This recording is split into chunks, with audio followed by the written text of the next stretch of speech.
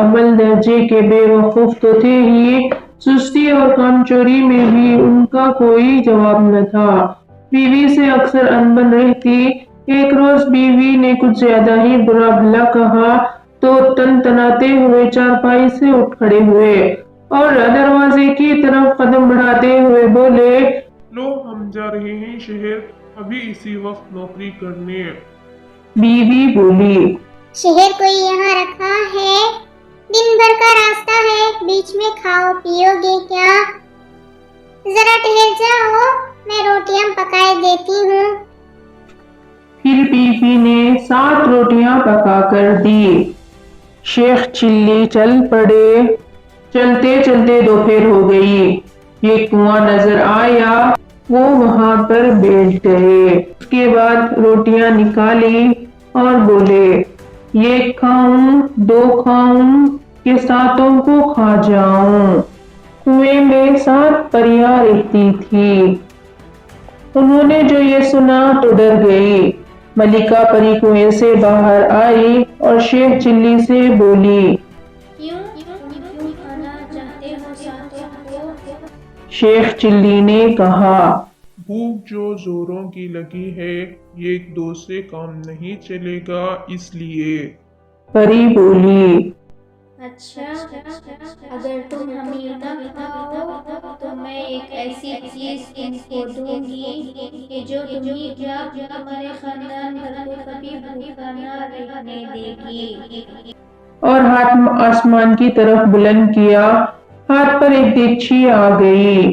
پری نے کہا، یہ دیگچی دیکھ رہے ہو، اس کے سامنے جو بھی تم کھانے کا نام لو گے یہ اس سے بھر جائے گی۔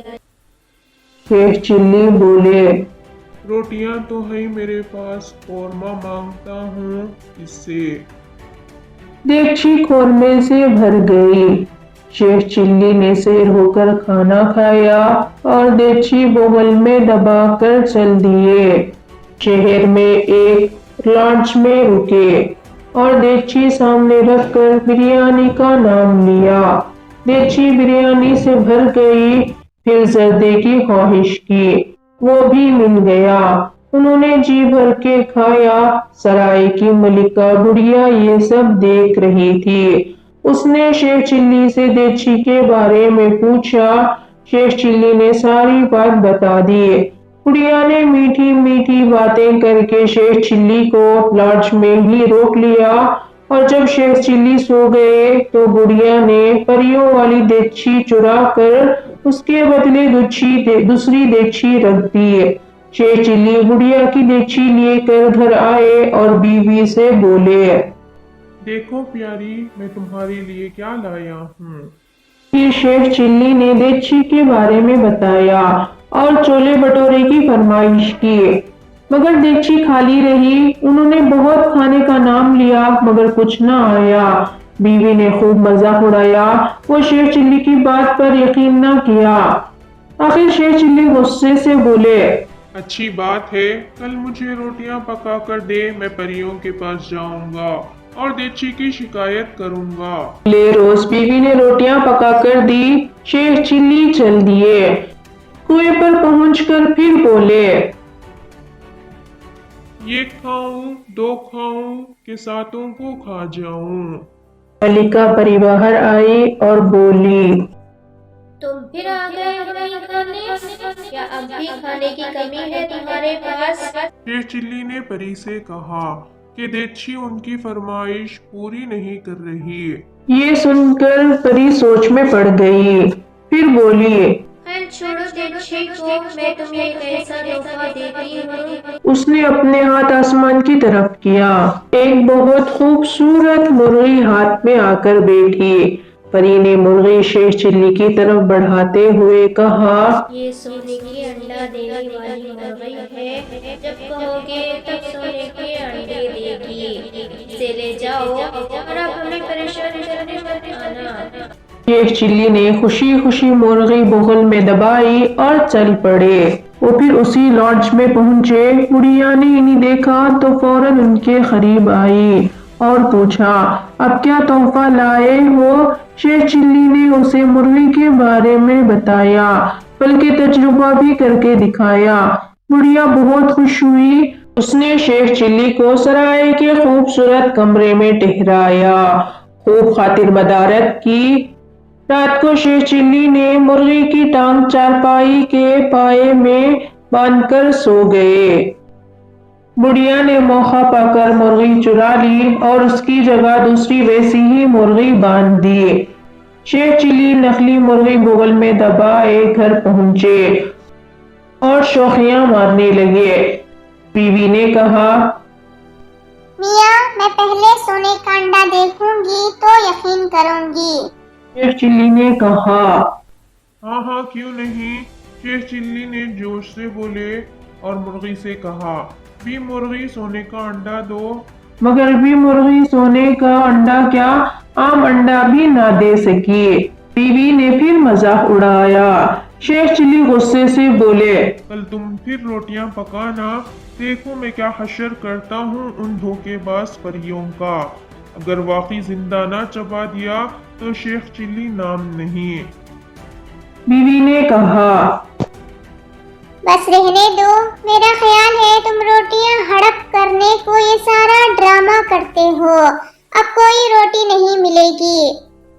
خیر تم نہ دینا روٹی، میں بغیر روٹی کے ہی چلا جاؤں گا۔ شیخ چلی نے آہستہ سے جواب دیا اور کمرے میں چلے گئے۔ دوسرے روز وہ پھر کنویں کے پاس آئے اور بولے، ایک کھاؤں، دو کو کھاؤں یا سارے ہی کھا جاؤں؟ کنویں میں ہلچل مچ گئی۔ ملکہ پری باہر آئی اور بولی، اب کیا ہوا؟ میں نے تمہیں ایسے تحفے دیے کہ جن سے مالا مال ہو جاؤ گے، مگر تم کچھ زیادہ ہی لالچی معلوم ہوتے ہو۔ نہیں ملکہ پری، یہ بات نہیں ہے۔ یقین کرو دیچی کی طرح اب مرغی بھی میری بات نہیں مان رہی۔ میری بیوی نے میرا بہت مذاق اڑایا ہے۔ شیخ چلی بتاتے ہوئے روحان سے ہو گئے۔ ملکہ پری سوچ میں پڑ گئی۔ پری نے پوچھا، یہ بتاؤ تم گھر جانے سے پہلے بھی دونوں چیزیں یہیں لے کر گئے تھے؟ شیخ چلی نے لارڈز اور بڑھیا کے بارے میں بتایا۔ ملکہ پری سمجھ گئی ساری شرارت بڑھیا کی ہے۔ پری نے آسمان کی طرف ہاتھ اٹھایا، ایک موٹا سا ڈنڈا اس کے ہاتھ میں آ گیا۔ اس نے ڈنڈا شیخ چلی کو دیتے ہوئے کہا، یہ ڈنڈا لے کر لارڈ جانا اور کہنا، اے ڈنڈے جس نے میری دونوں چیزیں چرائی ہیں، اس کی پٹائی اس وقت تک کرنا جب تک وہ دونوں چیزیں مجھے واپس نہ کر دے۔ شیخ چلی وہ ڈنڈا لے کر لارڈز پہنچے۔ بڑھیا نے آگے بڑھ کر ان کا استقبال کیا اور پوچھا، آج پریوں نے کیا تحفہ دیا؟ شیخ چلی بولے، یہ ڈنڈا، اور کہا، اے ڈنڈے جس نے میری دونوں چیزیں چرائی ہیں اس کی پٹائی اس وقت تک کر جب تک وہ دونوں چیزیں مجھے واپس نہ کر دے۔ ان کے منہ سے یہ جملہ پورا ہوا تھا کہ ڈنڈے نے بڑھیا کی پٹائی شروع کر دی۔ وہ چیختی چلاتی پورے لارڈز میں بھاگی پھر رہی تھی۔ ڈنڈا بھی مسلسل پیچھے لگا تھا اور دھڑا دھڑ پٹائی کر رہا تھا، اور وہ تب ہی رکا جب بڑھیا نے دونوں چیزیں شیخ چلی کو واپس کر دی۔ شیخ چلی ڈنڈا، مرغی اور دیچی لے کر گھر آئے۔ اب دیچی نے فرمائش پر کھانا بھی دیا اور مرغی نے انڈے بھی۔ دونوں میاں بیوی مالا مال ہو گئے اور عیش کی زندگی جینے لگے، مگر وہ اپنا برا وقت کبھی نہ بھولے، ہمیشہ غریبوں اور حقداروں کی دل کھول کر مدد کرتے تھے۔